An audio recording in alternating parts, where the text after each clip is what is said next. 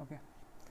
Hello everyone, welcome to the Master Plus Education. This is the new learning platform and myself Praveen Jangir, your electrical faculty. जो आज का topic मैं लेने जा रहा हूँ that is the components of the switchgear. Lecture number 1 was the about the faults कि faults क्या हो सकता है, बेसिक इंट्रोडक्शन था. और उस लेक्चर में आपके affection through the like share and comments बहुत ही अच्छा है. आई होप कि सेम चीज़ आप आगे कंटिन्यू रखेंगे so that we will work hard for you to get your targeted exams. So without wasting much time, let's proceed. Myself Praveen Jangir, I have qualified the GATE examination 3 times. I have 7 years of teaching experience. I am the motivator and the career counselor. Next. So these are the exams are to be covered here. मैं और Lokesh sir आपके GATE examination हो गया, आपका USC examination हो गया, SSC JE examination and other engineering state examination जो होते हैं we will cover with all the basic contents and all the previous year examples, all the MCQs will be covered here in this single platform. Okay, so next proceed.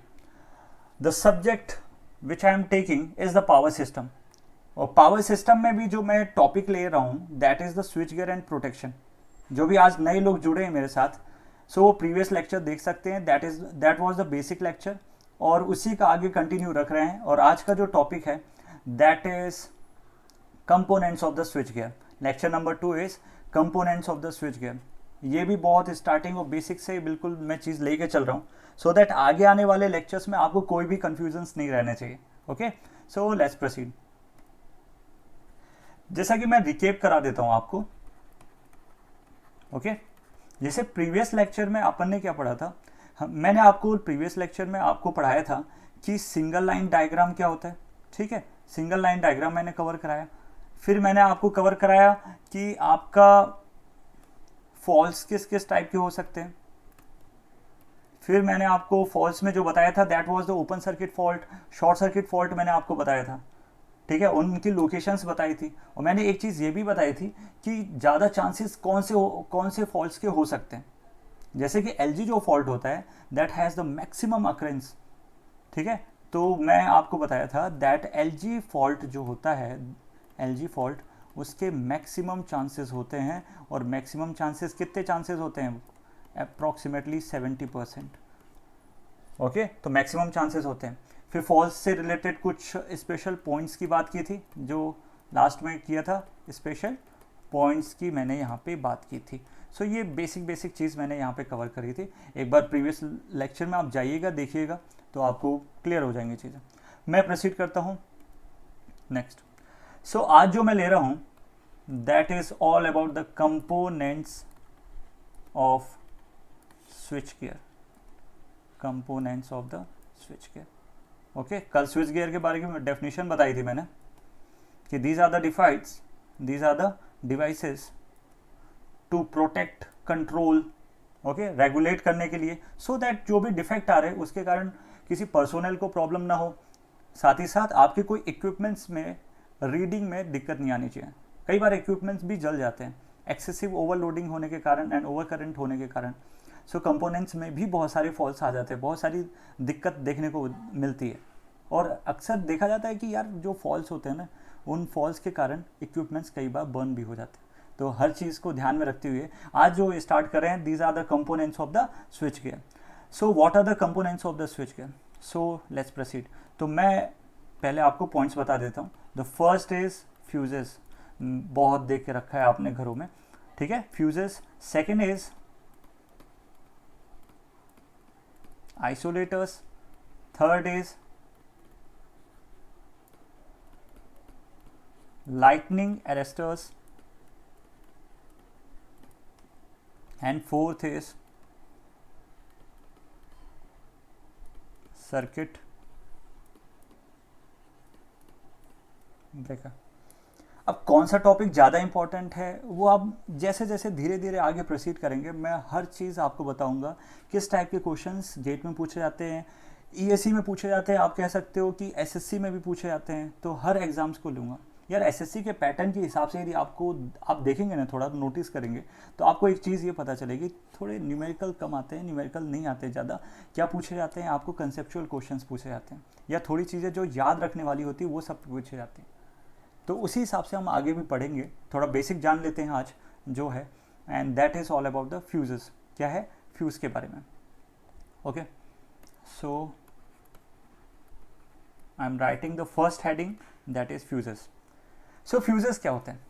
Fuses यार आप कह सकते हो current interrupting devices. Current interrupting devices हैं। घरों के बाहर आपने मेन स्विच के पास फ्यूज देखा होगा, and that has the fine metallic wire. जब भी ऐसी कंडीशन आती है कि शॉर्ट सर्किट हो गया, तो घर वालों के मुंह से आप मैक्सिमम टाइम ये सुनते हैं there is a short circuit condition और लाइट चली गई है। सो कभी भी शॉर्ट सर्किट कंडीशन आ रही है तो उसके कारण मैक्सिमम करंट फ्लो होता है, और मैक्सिमम करंट फ्लो होने के कारण जो melting point of the wire है उसको क्रॉस करने के कारण वो जो वायर होती है आपकी, वो वायर जल जाती है, जिसके कारण जो सप्लाई है वो उसमें आपको ब्रेकेज मिल जाता है। सप्लाई में ब्रेकेज हो गया तो आपके जो घर पे आने वाली लाइट है सो वो भी स्विच ऑफ हो जाती है। डन। तो बेसिक फ्यूजेस के बारे में बात करते हैं, तो मैं आपको डेफिनेशंस लिखवा देता हूँ। What is the definition of the basic fuses? Okay, so let's proceed. What is the basic fuse? Fuses are the basic devices which are used to interrupt the current which value is excessively large। ठीक है, next. एक चीज की इसका जो construction होता है, its construction is very simple. इसका जो कंस्ट्रक्शन होता है दैट इज वेरी सिंपल, बहुत सिंपल कंस्ट्रक्शन होता है। ओके, इसीलिए तो यार घरों में आप अक्सर देखेंगे तो मैक्सिमम टाइम आपको क्या है, फ्यूजेस देखने को मिल जाते हैं जो आपकी मेन वायर्स आते हैं। ठीक है, जैसे सपोज मैं आगे मैं बताता हूँ, चलिए पहले हम बेसिक चीज़ें लिख लेते हैं। The materials used for the fine wires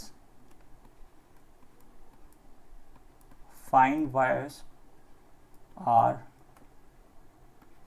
tin कह सकते हो आप, सिल्वर, टिन सिल्वर, और aluminium and copper etcetera. Done. These are the some materials which are used, और उसकी एंड केसिंग्स भी लगाई जाती हैं। तो मैं जो अब कंस्ट्रक्शन में आपको बताऊंगा उसमें ये सब चीज़ें इंक्लूड कर देता हूँ।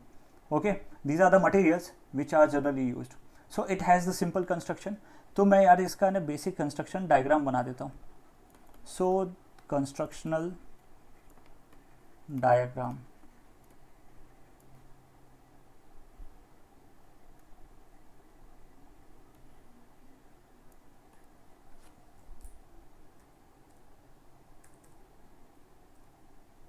ओके। चलिए देखिए कंस्ट्रक्शनल डायग्राम क्या होता है।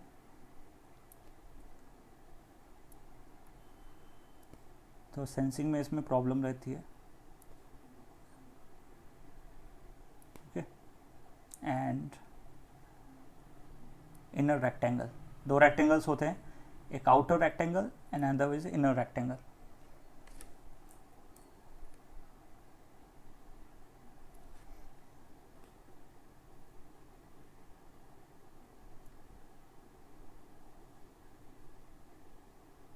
इस हिसाब से वो है। ठीक है, अब यार आप देखेंगे तो ये क्या होती है आपकी, इसको बोलते हैं, मैं दूसरा कलर यूज़ कर लेता हूँ सो आपको क्लियरली विजिबल होगा। ठीक है, सो आप देखेंगे तो this is called and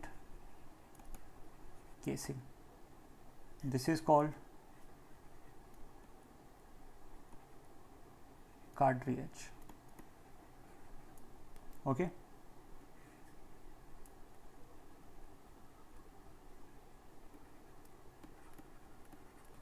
And materials.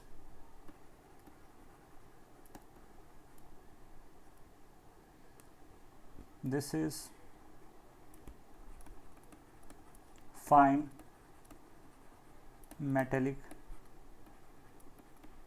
wire, and there are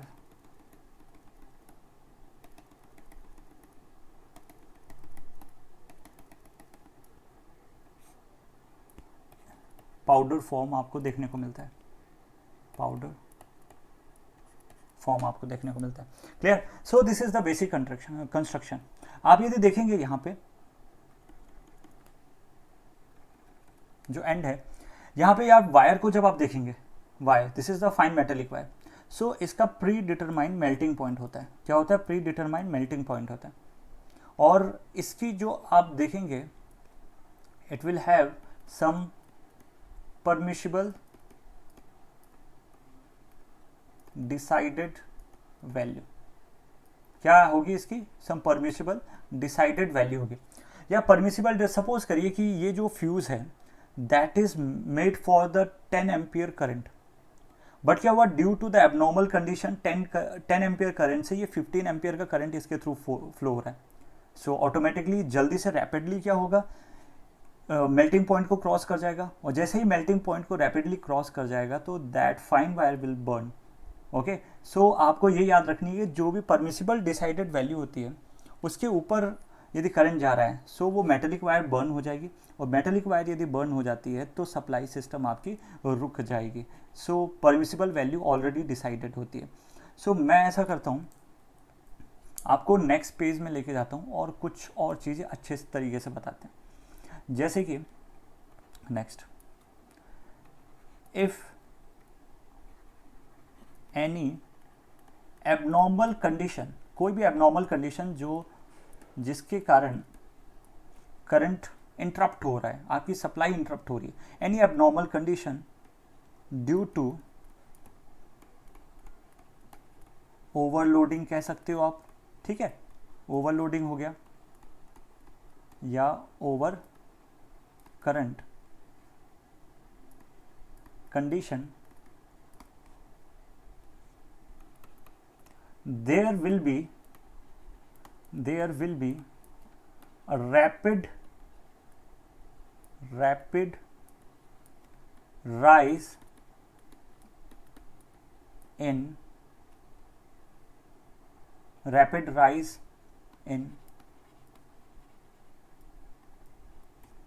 metallic wire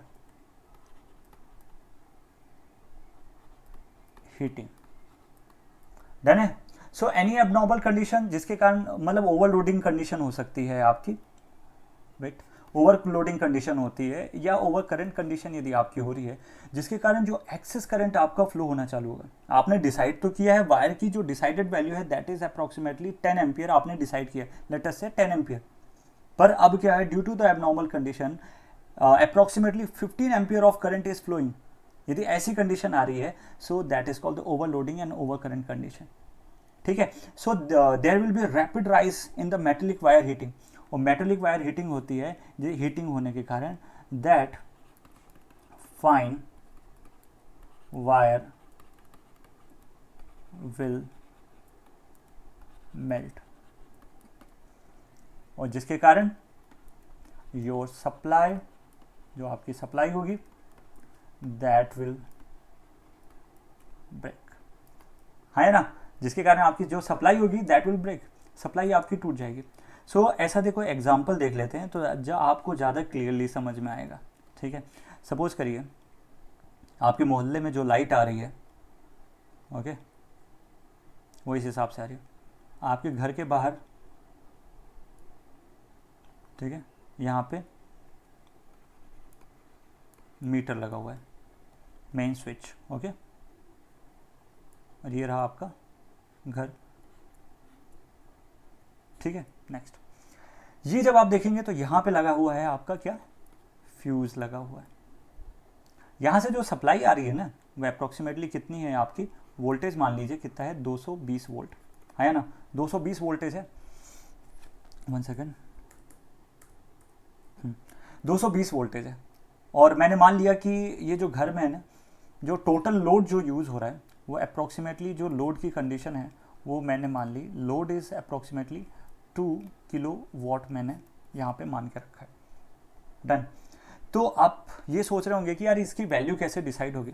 तो जब मैं वैल्यू डिसाइड करूँगा तो एक चीज़ देखिएगा, तो यहाँ पे करंट आपका क्या हो जाएगा, देखिए power is equal to V into I, power जो होगा आपका क्या होगा, V इंटू आई होगा, जो करंट हो जाएगा that will be power upon voltage. And power कितना हो जाएगा आपके पास, पावर कितना हो जाएगा, पावर सपोज कर लीजिए, सब एक अप्रॉक्सीमेटेड आइडिया लेके चला जा रहा है। सो पावर कितना हो जाएगा आपका यहाँ पे 2 kilo watt, that is 1000 what upon, next आपकी जो वोल्टेज की वैल्यू है that is 220 volt.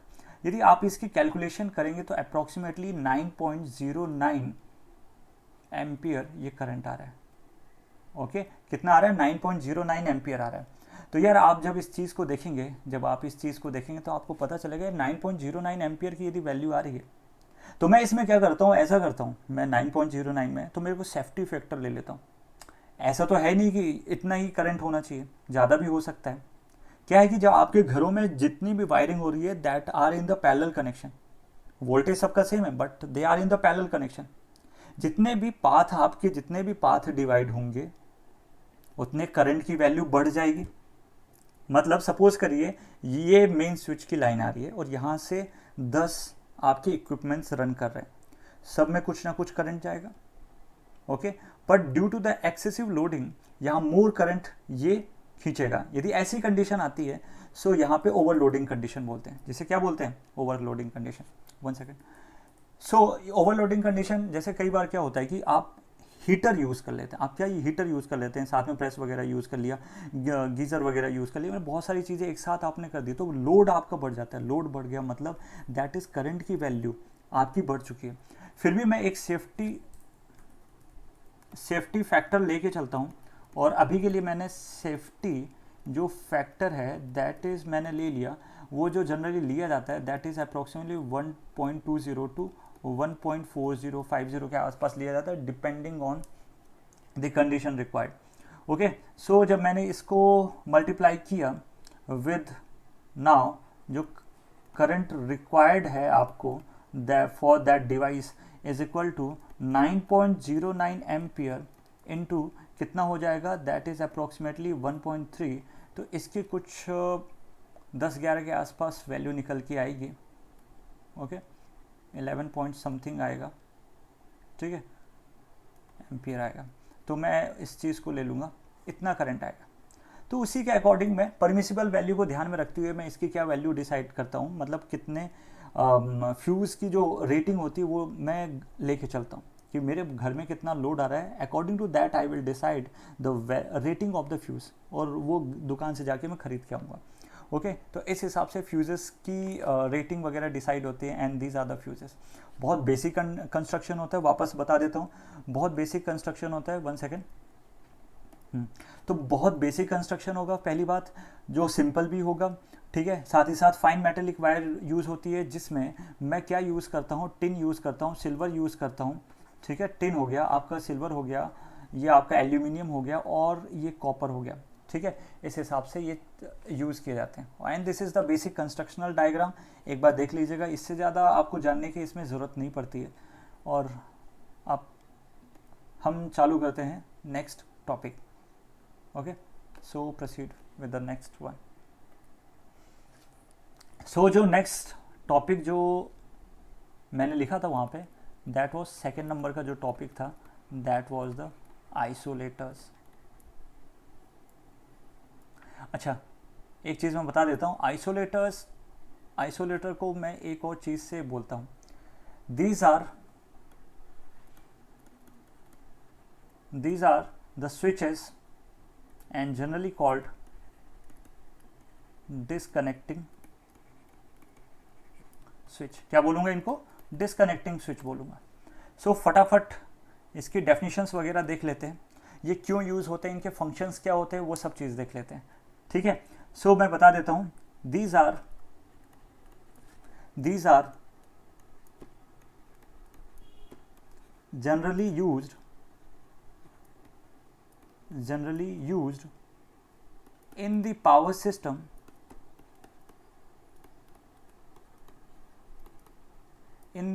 system to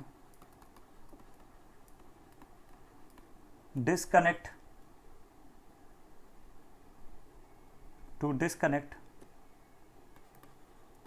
the circuit breaker from the mains supply, ठीक है। अब ये किसके साथ यूज किया जाता है, सर्किट ब्रेकर के साथ। एक चीज याद रख लीजिएगा, they are always used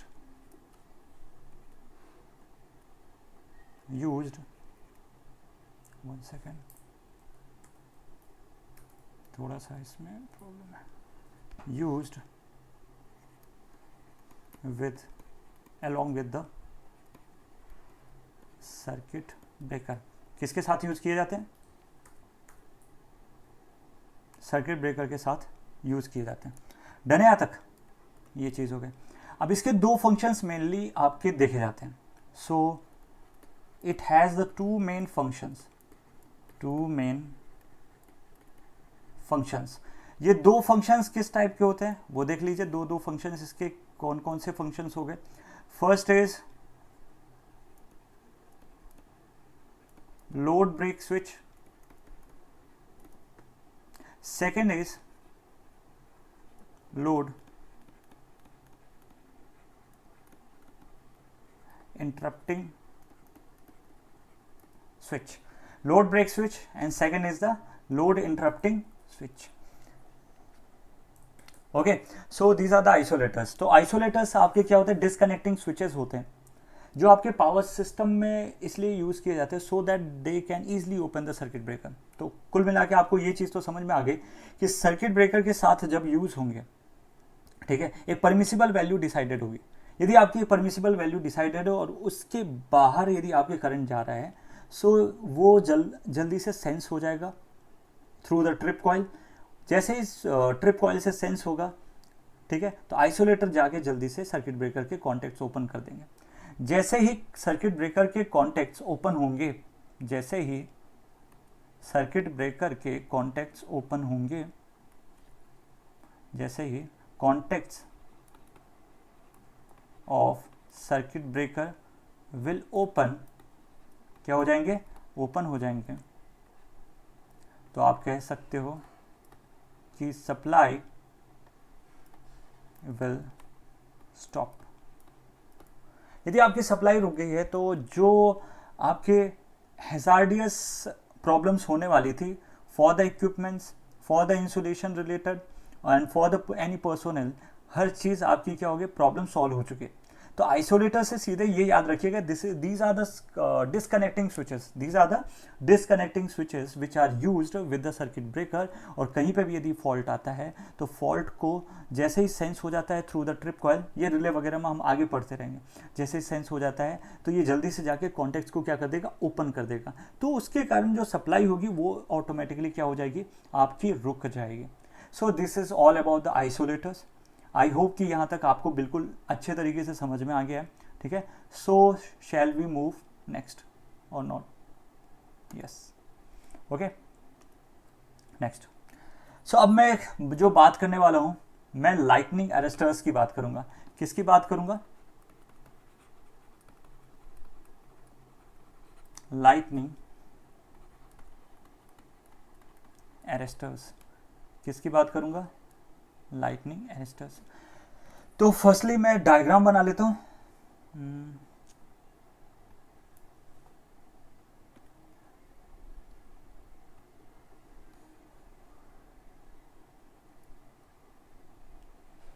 okay, one second, colour ये वाला यूज कर लेते हैं। ज़्यादा सही रहेगा, ये देखिए यहाँ पे, ठीक है। अब चीज़ें देखिए, अब सपोज करिए यहाँ पे ये सर्जेस आ गए, so these are called high voltage surges. These are called high voltage surges. This is called main transmission line. क्या कहलाती है? main transmission line. And जैसे ही हाई वोल्टेज सर्ज हुआ तो मैंने उसको डाइवर्ट करने के लिए यहाँ पे सीरीज गैप लगाया. This is called series gap. This is the representation of non linear resistance. This is again the series gap and it is in direct contact with the earth. Okay, तो मैं यहाँ पे इनके notations दे देता हूँ, फटाफट देखिएगा without wasting much time. So this is called series gap. This is called non linear resistor. This is called non-linear resistor. Okay, this is again series gap and this is earth. Grounding की गई है. Done है. तो high voltage surges हो गए, यहाँ पे non linear register हो गया, सीरीज गैप्स हो गए. इस हिसाब से बेसिक लाइटनिंग अरेस्टर्स यूज होते हैं. सो मैंने यहाँ पे आपके कंस्ट्रक्शंस की बात कर दी. अब मैं चलता हूँ why the lightning arresters are used. Lightning arresters क्यों यूज़ किया जाता है? लाइटनिंग अरेस्टर्स यूज़ क्यों किया जाता है यार? जैसे हाई वोल्टेज सर्जेस जब होते हैं, जैसे लाइटनिंग जब होती है तो हाई वोल्टेज सर्जेस आपको देखने को मिलते हैं. इसके कारण क्या होते हैं, आपके इक्विपमेंट्स फेलर देखे जाते हैं, रीडिंग्स में बहुत सारे चेंजेस हो जाते हैं, वायरिंग फॉल्स हो जाते हैं, शॉर्ट सर्किट फॉल्ट बहुत देखने को मिलता है. इवन कई बार कंडक्टर, जो ट्रांसमिशन लाइन का कंडक्टर होता है वो भी ब्रेक हो जाता है. तो ऐसी चीज़ें देखने को मिलती हैं. तो उन चीज़ों को बचाने के लिए I will use the lightning arrester. अब लाइटनिंग अरेस्टर क्या करेगा, जैसे ही हाई सर्जेस वोल्टेज होंगे, जैसे ही 1 सेकेंड, हाई सर्जेस वोल्टेज होंगे, वो क्या कर देंगे, I will divert to the earth potential की तरफ डाइवर्ट कर दूंगा. कैसे डाइवर्ट करूंगा? There is a series gap. Okay, and this is non linear resistor. Non linear resistor से आप कहोगे why non linear resistance is use. हर चीज़ मैं एक्सप्लेन करूंगा, पर बेसिक आइडिया दे देता हूँ. नॉन लीनियर रेजिस्टेंस मतलब का ये होता है जो ओम्स लॉ फॉलो नहीं करता है. तो इसका मतलब क्या हुआ? इसका ये मतलब हुआ कि जैसे आपका वोल्टेज बढ़ेगा नॉन लीनियर में, वैसे करंट की वैल्यू ड्रॉप हो जाएगी. समझे? जैसे ही वोल्टेज की वैल्यू क्या हो जाएगी, आपकी बढ़ जाएगी. हाई वोल्टेज सर्जेस है ना, तो वोल्टेज की हाई वैल्यू मिल रही है, अकॉर्डिंग टू दैट रेजिस्टेंस की वैल्यू ड्रॉप हो जाएगी. और जैसे ही लो इम्पीडेंस जहाँ पे भी मिलता है, लो ट्रैफिक आपको जहाँ पे मिलता है, वहाँ पे आपका करंट ईजिली डाइवर्ट हो जाता है, rapid diversion to the earth हो जाता है. इसलिए लाइटनिंग अरेस्टर में ये सब बेसिक चीज़ें यूज़ की जाती हैं. तो मैं फटाफट कुछ चीज़ों की बात कर लेता हूँ, कैसे इन सब चीज़ों को मैं यूज़ करने वाला हूँ. डन. सो मैं आपको फटाफट पॉइंट्स बता देता हूँ यहाँ पे क्या यूज़ करने वाले हैं. ठीक है. So the protection of power system, protection of the power system against high voltage surges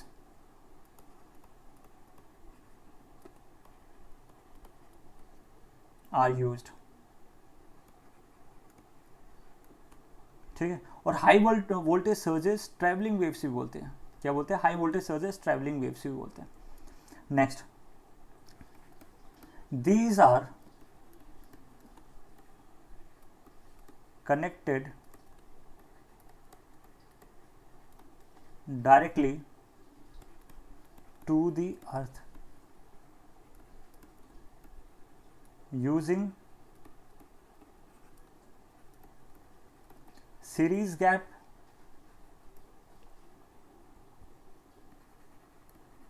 and non-linear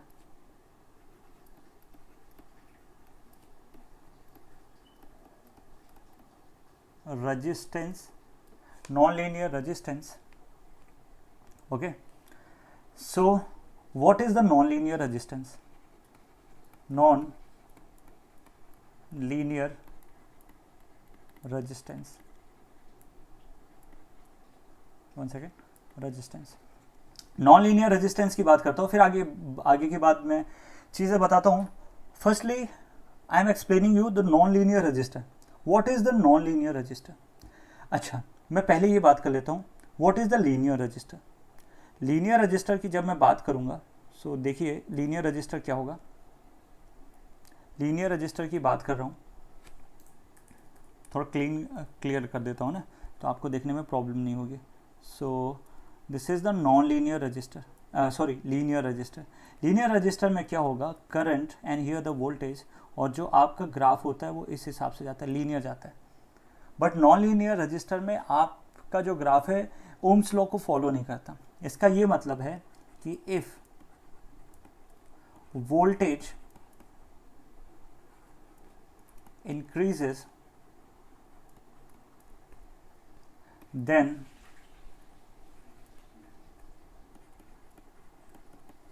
resistance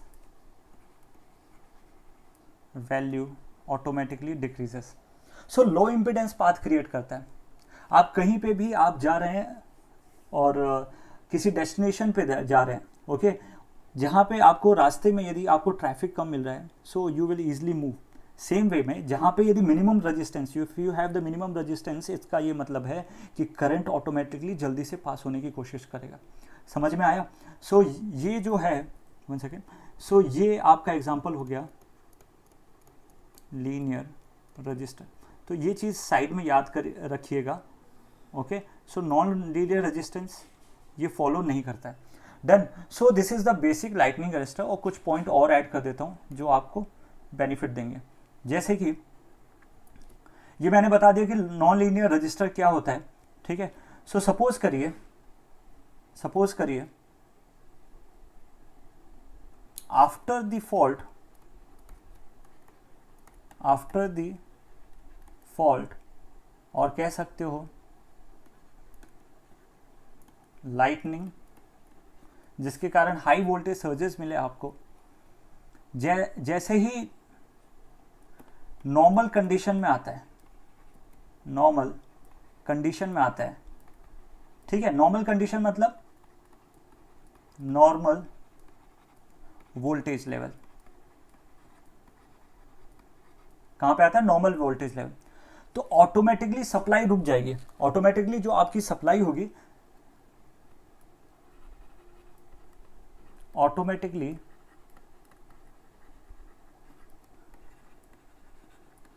supply to the earth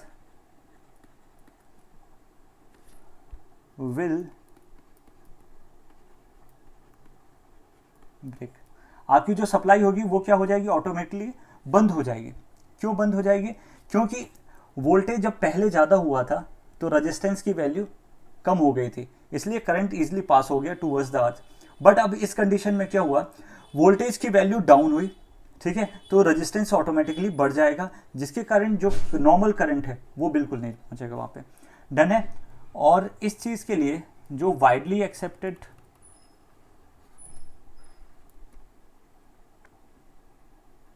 widely used, आप बोल सकते हैं, that are the thyroid circuit breakers. Okay. Thyroid circuit breaker जो होता है वो हम generally use करते हैं यहाँ पे, तो वो चीज़ थोड़ा सा याद रखिएगा. So this is all about the, sorry, I am not talking about the circuit breaker. This will be a thyrite lightning arresters. Okay. So thyrite lightning arresters हम जनरली यूज़ करने वाले हैं. सो आफ्टर द फॉल्ट जैसे ही normal condition आई तो वैसे ही voltage की value down हो गई एंड रेजिस्टेंस की वैल्यू बढ़ जाएगी. जैसे रेजिस्टेंस की वैल्यू बढ़ जाएगी, सो जो नॉर्मल करंट हो सकता था पास वो वहाँ पे रुक जाएगा, क्योंकि मोर रेजिस्टेंस वहाँ पे प्रोवाइड हो चुका है. So why we have use the non linear resistance, ये आपको ईजिली समझ में आ गया होगा. So now move to the next. Okay, now I'm talking about circuit. One second. Circuit breaker, ठीक है। सर्किट ब्रेकर क्या होता है यार, आप एक चीज़ ज़रूर याद रखिएगा, जो सर्किट ब्रेकर होता है फ्यूज़ में इतना ये अंतर है कि देखो थोड़ा कॉम्प्लिकेटेड स्ट्रक्चर तो होता है सर्किट ब्रेकर का, ये तो हम भी जानते हैं। बट क्या होता है, फ्यूज़ यदि एक बार ख़राब हो जाता है, यदि उसकी वायर आपकी टूट चुकी है सब, मतलब due to the excessive overloading and over heating, ये टूट चुकी है जो वायर, तो आपको पूरा रिप्लेस करना पड़ता है, ठीक है, सिस्टम। बट सर्किट ब्रेकर में क्या है, जो कंडीशन है वो ऑटोमेटिकली रिसेट हो सकती है, मैनुअली और ऑटोमेटिकली रिसेट हो सकती है, डिपेंडिंग ऑन द रिक्वायरमेंट, कहाँ हम यूज़ कर रहे हैं उसे, ठीक है। तो सर्किट ब्रेकर और फ्यूज़ में इतना अंतर है। Same circuit breaker actually use जो किया जाता है वो रिले के लिए यूज़ किया जाता है। तो ये थोड़ा बेसिक मैंने आइडिया दे दिया, मैं अब आपको पॉइंट्स यहाँ पे लिख के दे देता हूँ, सो दैट आपको ज़्यादा कन्फ्यूजन्स नहीं होंगे और आपको नोट्स भी बनते जा रहे हैं तो ज़्यादा आसान रहेगा आपके लिए। So these are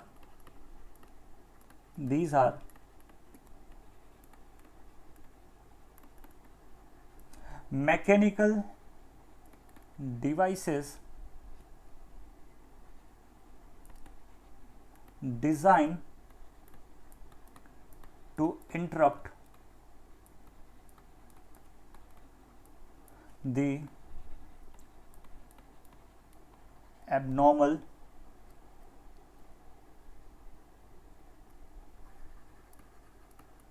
condition in the power supply, so that due to any fault condition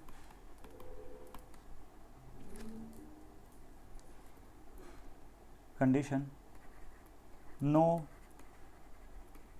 damages are seen, कोई भी डैमेज आपको नहीं दिखना चाहिए। Okay, so these are the basic circuit breaker, ठीक है। सर्किट ब्रेकर के बारे में मैंने बेसिक चीज़ बता दिया। अब एक चीज़ याद रखिए, कभी सर्किट ब्रेकर, हमेशा सर्किट जो ब्रेकर होता है that is always used with relay, और आइसोलेटर्स भी यूज़ होते हैं। सो रिले क्या करता है, सेंसिंग डिवाइस है, वो फॉल्ट को सेंस करेगा। ओके, सो मतलब ये है, सेंस कैसे करेगा, या ओके परमिसेबल वैल्यू हमारी डिसाइडेड है, तो वो करेगा, अरे तेरी, ये जो भाई लोग थोड़ा ध्यान से देखिएगा कि जो परमिसिबल वैल्यू डिसाइडेड है उससे यदि ज़्यादा आ रहा है तो वो ट्रिप कॉइल के थ्रू वो सेंस करेगा तो फिर आगे सिग्नल भेजेगा किसको, आइसोलेटर्स को, और आइसोलेटर्स क्या करेंगे, जो सर्किट ब्रेकर के कॉन्टेक्ट से उनको क्या कर देंगे, ओपन कर देंगे, सो दैट जो आपकी सप्लाई ओवर सप्लाई, मतलब सप्लाई जो क्या बोल सकते हैं, जिसके कारण आपके फॉल्स हो सकते हैं वो रुक जाएंगे, सप्लाई ही बंद कर देंगे, जिसके आइसोलेशंस हो जाते हैं। तो circuit breaker contact generally close condition में रहते हैं, but due to this behaviour they will be in the open condition. Okay, so this is basic circuit breaker. कुछ और पॉइंट ऐड कर देता हूं जो आपके काम आने वाले हैं, ठीक है। It will perform as a switch and protects the electrical system, ठीक है। नेक्स्ट पॉइंट में ऐड कर देता हूं आपको, unlike the fuses, these are automatic devices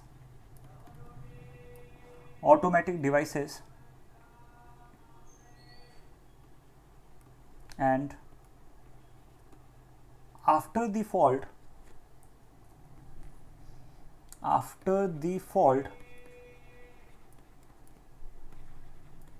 conditions can be restored, conditions can be restored. Okay, so ये मैंने आपको बताया बेसिक सर्किट ब्रेकर। एक चीज़ याद रखिएगा, मैं यहाँ पे आपको basic construction of circuit breaker नहीं बता सकता, इसलिए because depending on the arc extension, okay, depending on the arc extension circuit breaker की डिफरेंट डिफरेंट डिजाइनिंग होती है, जो मैं आगे के आने वाले लेक्चर्स में कंप्लीट करूंगा। तो अभी आपको बस इतना जानना है कि what is the circuit breaker, what is the functions of the circuit breaker, how it will be basically used, okay, whenever there is a interruption. So जैसे ही ये फॉल्ट कंडीशन आएगी वैसे ही ये क्या होगा, सर्किट ब्रेकर के कॉन्टेक्ट्स ओपन हो जाएंगे, और जैसे ही फॉल्ट कंडीशन मतलब ख़त्म हो जाएगी तो जैसे फ्यूजेस में क्या होता है, अनलाइक फ्यूजेस मैंने क्यों लिखा, जैसे फ्यूजेस में क्या होता है कि आपके जैसे ही इंटरप्शन हुआ सो उसके मेटेलिक जो वायर होती है दैट विल बर्न और सप्लाई सिस्टम रुक जाएगी, देन आपको रिप्लेस ही करना पड़ेगा, आपके पास कुछ ऑप्शन नहीं बचता है। But in this conditions all the condition can be restored manually and automatically, manually भी रिस्टोर कर सकता हूँ और ऑटोमेटिकली रिस्टोर कर सकता हूँ। कुछ चीज़ और लिख दे, circuit breaker has two basic contacts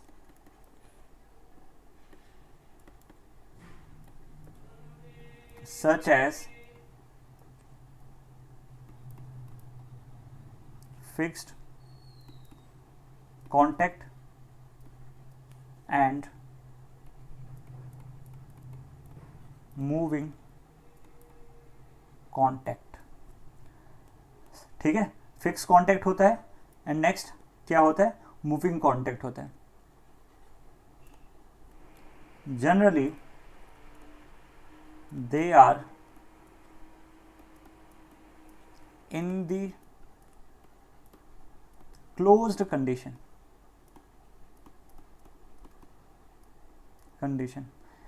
but whenever the fault occurs contacts will be set apart, जिसके कारण सप्लाई आपकी क्या हो जाएगी, रुक जाएगी। ठीक है, नेक्स्ट। सो नेक्स्ट पॉइंट में मैं आपको एक चीज लिख देता हूं, whenever fault occurs, जब भी आपका फॉल्ट होगा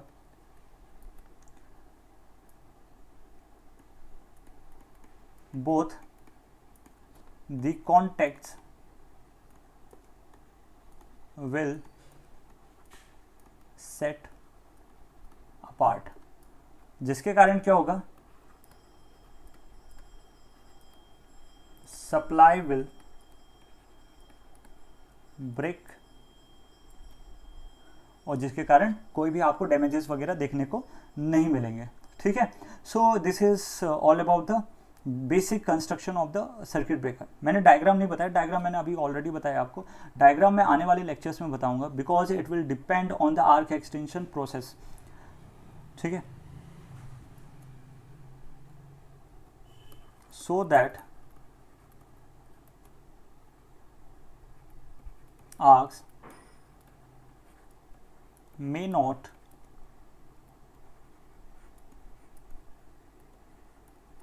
affect equipments।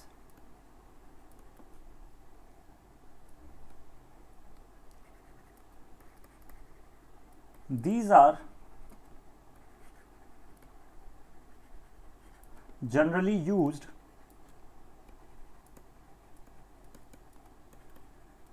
with the relay, जो आपका क्या है, सेंसिंग डिवाइस है, जो आपका क्या है, सेंसिंग डिवाइस है। सेंस करेगा, आगे सिग्नल भेजेगा, सर्किट ब्रेकर फिर अपने कॉन्टेक्ट्स को ओपन कर देगा, सप्लाई रुक जाएगी। बस बहुत से सिंपल सा एक क्या बोलते हैं, एक फ्लो होता है जो सर्किट ब्रेकर और रिले एक साथ देखे जाते हैं।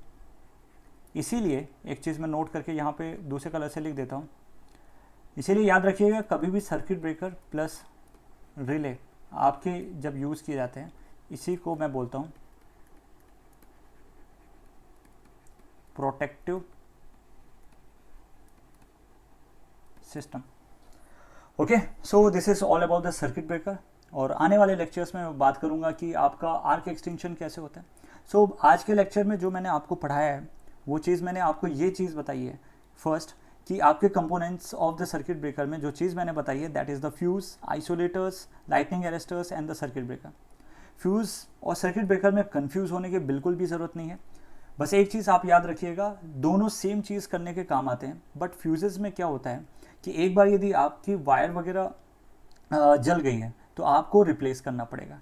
बस सर्किट ब्रेकर में all the conditions can be restored automatically और manually. So this is all about today's lecture. I hope कि आपको बहुत अच्छे तरीके से ये समझ में आया होगा, और आने वाले लेक्चर में भी आप कंटिन्यू रहिए सो दैट जितने भी आपकी थ्योरीज एंड एमसीक्यूज़ है हम परफेक्टली आपको करा सकें। तो आपको टेंशन लेने की कोई भी ज़रूरत नहीं है, यहाँ पे हर एक चीज़ यहाँ पे परफेक्टली कवर होने वाली है। I am assuring that. So ta-ta bye bye and see you soon in next lecture.